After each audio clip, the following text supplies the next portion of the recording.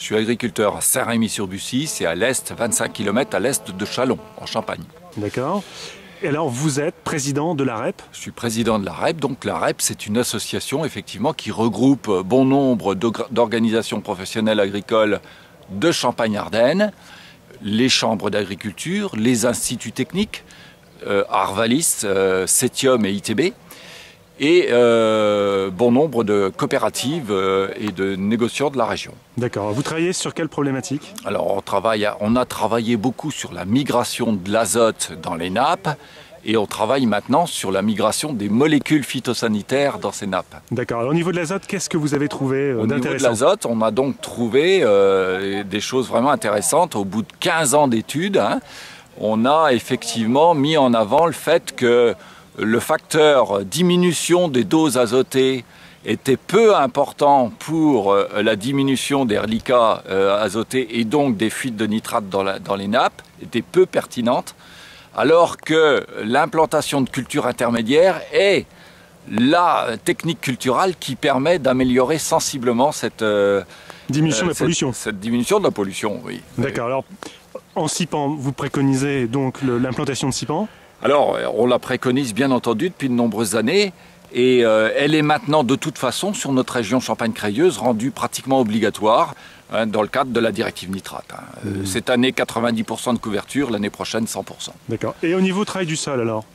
Alors au niveau travail du sol, on avait également des comparaisons entre déchômage et non déchômage.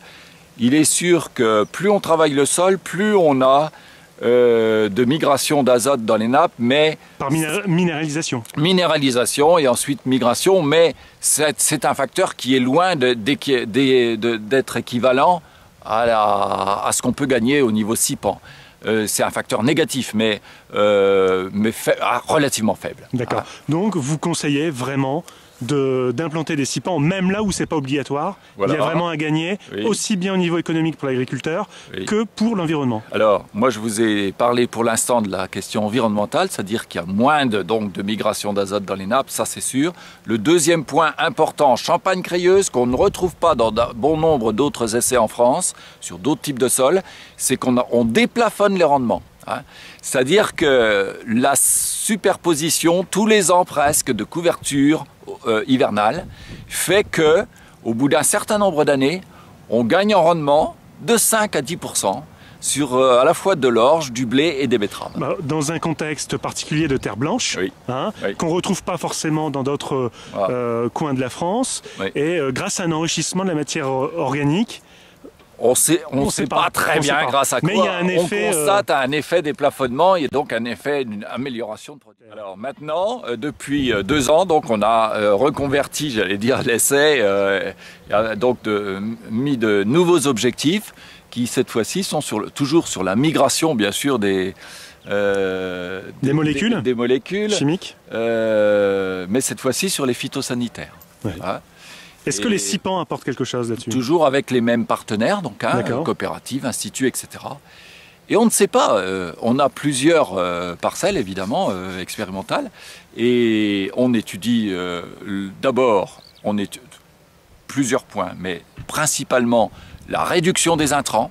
Donc on essaie, tout en maintenant la productivité, de réduire les intrants, donc de faire une agriculture raisonnée au mieux, je dirais. D'accord, en ayant recours à quoi alors? En ayant recours au désherbage mécanique? Un peu de désherbage mécanique, notamment dans les betteraves. Réduction de dose, réduction de dose. Bas volume? Non, on n'a pas de bas volume. Réduction de dose et positionnement au mieux de nos interventions. Outils d'aide à la décision, les OAD? Oui, bien sûr. D'accord. Bien sûr. Ça, c'est le premier point. Donc, réduction des intrants pour voir si effectivement il y a réduction des phytos. On a des cases, on appelle des cases lysimétriques. Donc, on récupère l'eau à 1 mètre en dessous du sol pour faire des analyses de cette eau-là.